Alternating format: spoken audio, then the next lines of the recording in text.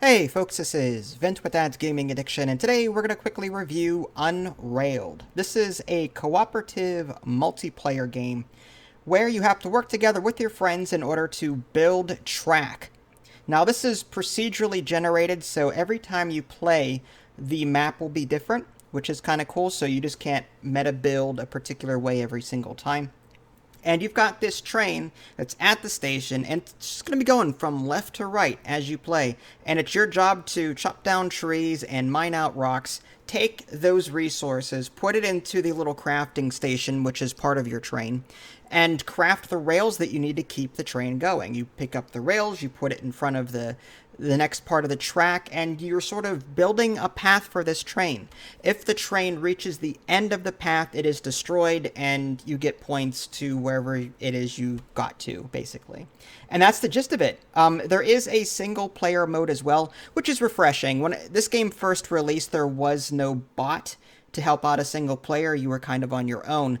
The game has since added a bot, which is nice. I was pleasantly surprised when I logged in today and played it single player. I'm like, oh, there's a bot here all of a sudden. I wasn't expecting that because I had played this before, and again, there was no bot.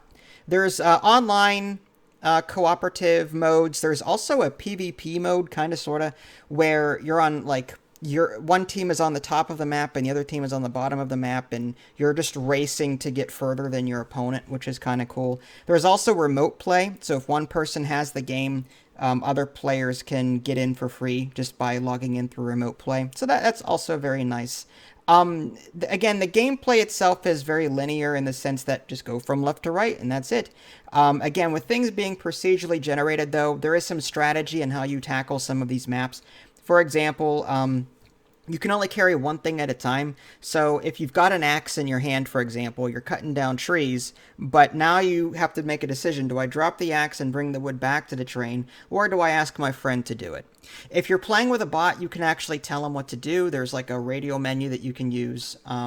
And it'll say, okay, build track. And he'll concentrate on picking up resources, crafting the track, the rails, and then putting it in front of the train. As far as like telling them where to go specifically, you can actually draw little command lines, and it'll sort of tell the computer, okay, I want you to build along this line, go up, then make this turn over here, whatever. You get the idea. So you can actually program the computer on what to do next, which is really cool. I like that. Or again, if you're playing with real people, you can just coordinate that way. Maybe one person chops down trees, another one mines out rocks, another person just delivers stuff to the train, and then one person is in charge of keeping the rails going. You know what I mean?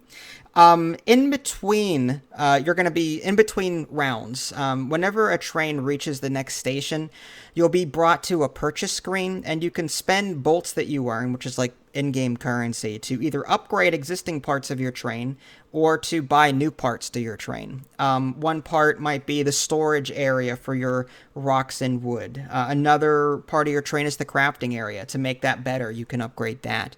There are special cars that you can attach to your train that make it better. Ways to stop the train because it will continue going. It just won't stop. Unless you've got a special train that makes it stop, by activating it or something like that. The keyboard is generally difficult for me to play with in this game. I highly recommend that if you have a controller that you use it in this game. I had a hard time controlling my character with the keyboard. I'm using my Xbox 360 controller, and it's not the greatest. In fact, the thumbstick is sort of like stuck on one direction, and I have to fight the controls constantly, but that's typical. But yeah, the game itself is pretty fun. It's a generally good cooperative game, a lot of fun to play with friends. If you want to play with a bot, you can too. Again, there are modes, single player, multiplayer. There's endless mode. There's also difficulties, like there's kids difficulty, then easy, medium, hard. So there's multiple ways to play this. So do I recommend it? Yes. My only complaint really is the lack of content. Yes, it's fun. Yes, it's hectic. That being said, like after 3 or 4 hours of playing this, you're going to go, is there anything else to see here? And you're going to be like, not really. Yeah, maybe the biome changes here and there, but yeah, that's about it. I've seen these upgrades before. Oh, I've gotten this far before. Oh, I beat my record. Great. Okay, but there's no like permanent progression, anything like that.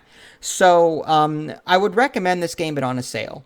Luckily, this particular game is on sale 60% off until September 30th, 2021. So you have 13 days still to pick up this game for around $8 as opposed to 20. I would recommend it at the $8 price, personally.